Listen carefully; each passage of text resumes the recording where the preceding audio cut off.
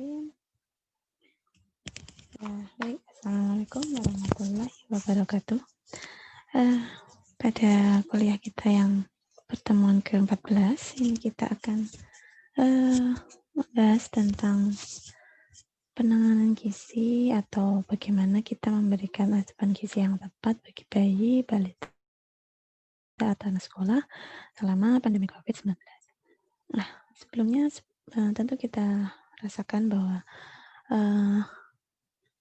grafik peningkatan COVID memang semakin tidak bisa kita kendalikan lagi, dan memang selama setahun ini kita mengalami pandemi, cukup banyak dampak-dampak yang dirasakan terkait dengan pelayanan kesehatan, salah satunya di situ.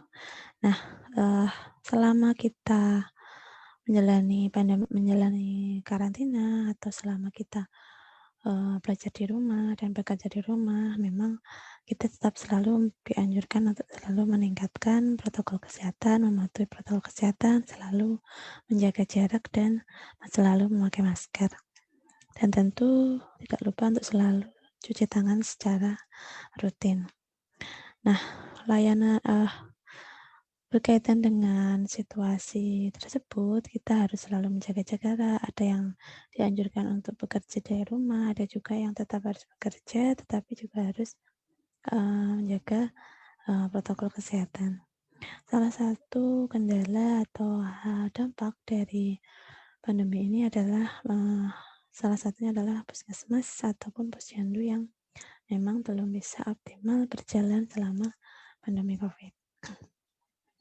Memang selama 1 tahun ini memang pemerintah sudah menyarankan bahwa sebaiknya memang pelayanan kesehatan tetap berjalan meskipun memang kita semua memang dilanda ketakutan yang memang selama ini virus-virus tersebut atau virus COVID tersebut masih belum bisa kita duga lagi bagaimana proses penyebarannya, meskipun kita sudah menerapkan cuci tangan, pakai masker, dan jaga jarak. Nah, dari data-data yang sudah dikumpulkan, diperoleh bahwa bayi, balita, atau anak-anak usia sekolah itu juga mengalami dampak yang cukup signifikan dari kejadian ini, yang mana salah satunya adalah tadi ya, ketika layanan posyandu tidak bisa berjalan dengan rutin, maka otomatis pemantauan tumbuh kembang juga akan menjadi terlambat atau mungkin tidak terpantau. Jadi di bulan-bulan tertentu jadi tidak terpantau karena kegiatan posyandu atau kegiatan layanan kesehatan untuk anak sekolah atau anak bayi balita tertunda karena kita harus menjaga jarak dan menjaga untuk tidak pergi di tempat umum atau di tempat kerumunan.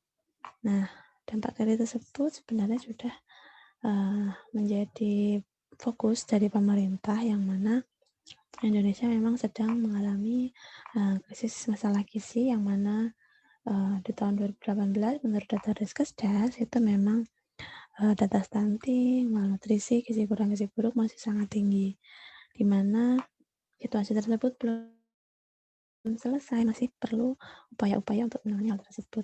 Namun di sisi lain, selama 1 tahun ini pandemi COVID sudah sangat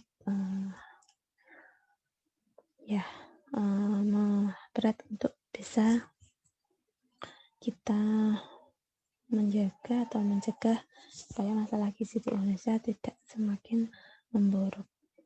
Jadi usaha-usaha tersebut salah satunya dengan kita melakukan intervensi spesifik dan juga intervensi sensitif.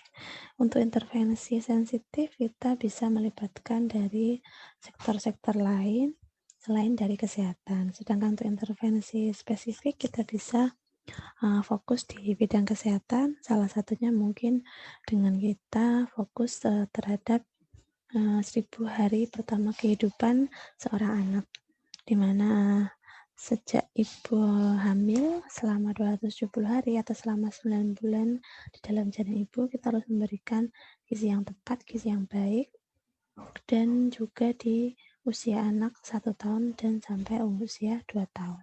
Jadi ketika anak usia 1 sampai 2 tahun, kita harus bisa memberikan asupan gizi yang terbaik agar intervensi spesifik ini bisa berhasil untuk mencegah masalah gizi di Indonesia. Nah, tentu dengan adanya virus COVID ini, ya kita harus fokus juga bagaimana untuk menjaga imunitas tubuh, terutama untuk anak, balita, dan sekolah.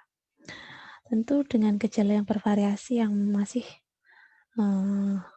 akan ditemukan beberapa gejala-gejala yang selama setahun ini memang sulit untuk kita deteksi, namun yang sering kita temui penderita mengalami diare, pusing, demam, bingung juga untuk yang orang-orang tua biasanya dia mengalami linglung juga, kebingungan, lemas, dan tidak nafsu makan.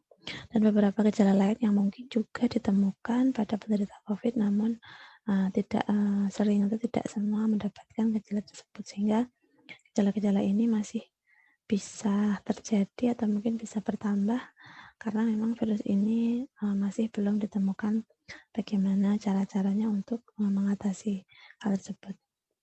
Penyebarannya harus belum bisa diatasi dengan baik. Jadi kita harus berusaha untuk menghindari virus tersebut dengan selalu menerapkan protokol kesehatan. Perlu upaya pencegahan dengan 3M, salah satunya yaitu menjaga jarak, memakai masker, dan juga selalu mencuci tangan. Dan tentu untuk bisa mempertahankan imunitas tubuh kita harus selalu olahraga supaya tubuh kita tetap aktif, kemudian jangan juga makan makanan yang bergizi seimbang dan juga bervariasi. Nah, tentu makan makanan yang bisa meningkatkan imunitas ada beberapa yang perlu kita tingkatkan. Nah, kenapa sih kita harus fokus pada anak dan balita selama pandemi ini? Kesehatan mereka itu sangat penting, di mana setelah kita lihat grafiknya itu angka kematian pada anak-anak akibat COVID di 3 bulan pertama itu memang terbilang tinggi ya, hampir sama persentasenya dengan lansia. Meskipun memang lansia jauh lebih banyak yang meninggal karena memang mereka sudah menderita atau memiliki penyakit penyerta. Nah, kalau dilihat dari hal tersebut, prevalensi anak ini yang dirawat karena COVID atau selama pandemi COVID itu memang grafiknya tetap di atas 50%. Artinya ini memang perlu kita perhatikan dengan baik. Nah, perlu kita ketahui bahwa anak-anak dan lansia itu memiliki sistem imun yang cukup rentan ya, cukup kita harus perhatikan karena memang sistem imunitas pada anak itu akan menurun di usia kira-kira 2 tahun ke bawah. Itu sistem imunitasnya mereka belum terbentuk maksimal. Nah, usia 2 tahun ke atas itu alhamdulillah insya Allah imunitas sudah mulai terbentuk. Sedangkan untuk lansia itu sudah mulai menurun juga sistem imunitasnya, sehingga kenapa virus COVID itu jauh lebih banyak menyerang pada lansia dan anak-anak. Karena tadi imunitas mereka di bawah 2 tahun juga masih rendah, jadi belum semua imunitas terbentuk dengan maksimal. Begitu juga dengan lansia, kalau lansia itu sudah menurun fungsi imunitasnya. Ada sistem kekebalannya tapi sudah menurun fungsinya, sehingga sistem imunitas ini harus tetap dijaga, harus dipertahankan, salah satunya dengan kita memberikan makanan-makanan yang bergizi. Lalu makan makanan apa yang mengandung vitamin apa untuk bisa kita sarankan pada anak-anak sekolah, pada bayi dan balita selama pandemi ini. Ya tentu kita harus memenuhi vitamin C, makan makanan sumber vitamin A, vitamin D, vitamin E, omega 3, omega 6, makanan yang mengandung zinc, dan juga iron.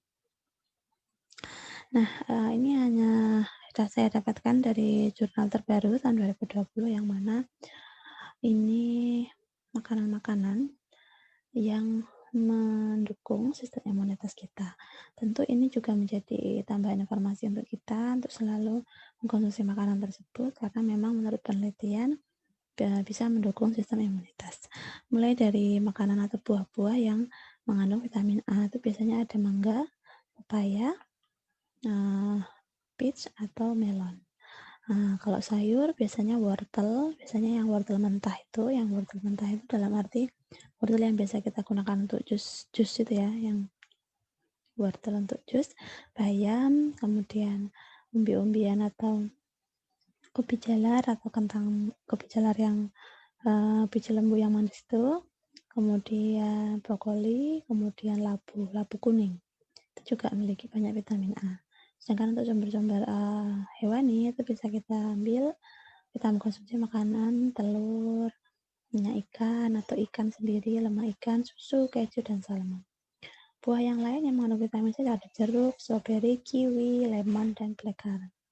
Sayur juga sangat penting kita untuk bisa meningkatkan imun seperti brokoli, bunga kol, kentang, kemudian beberapa jamur, kemudian ayam, telur, yogurt, dan lain-lainnya.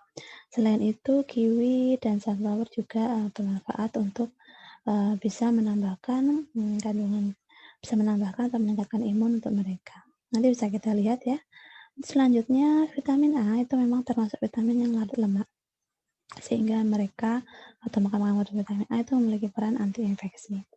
Vitamin C juga termasuk vitamin yang larut air, sehingga dia juga memiliki peran sebagai antioksidan, sangat penting untuk pembentukan kolagen sebagai kofaktor enzim regulator endokrin. Vitamin C sebagai agen antihistamin itu mencegah bersin, flu, sinus, dan kongestin. Sehingga pada saat pandemi kita juga perlu pemberian suplementasi tambahan vitamin C untuk bisa menurunkan terjadinya prevalensi atau masuknya virus dalam tubuh.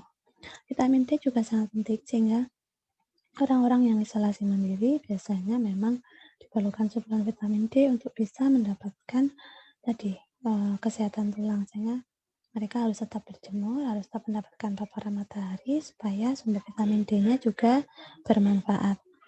Zat besi yang lainnya yang juga penting itu juga digunakan untuk mencegah anemia.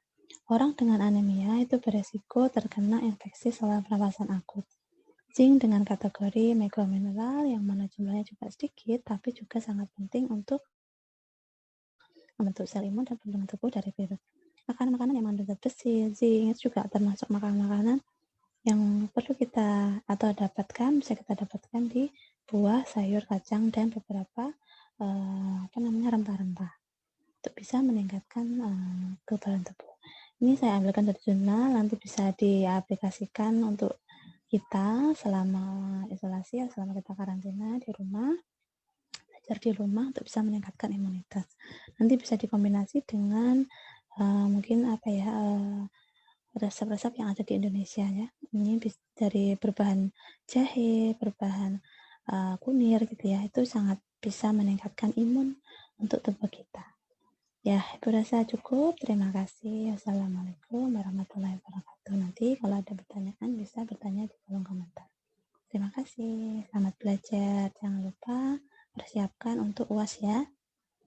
Semua topik dari topik 7 sampai dengan topik 8 sampai topik 14 untuk UAS tahun ini. Terima kasih.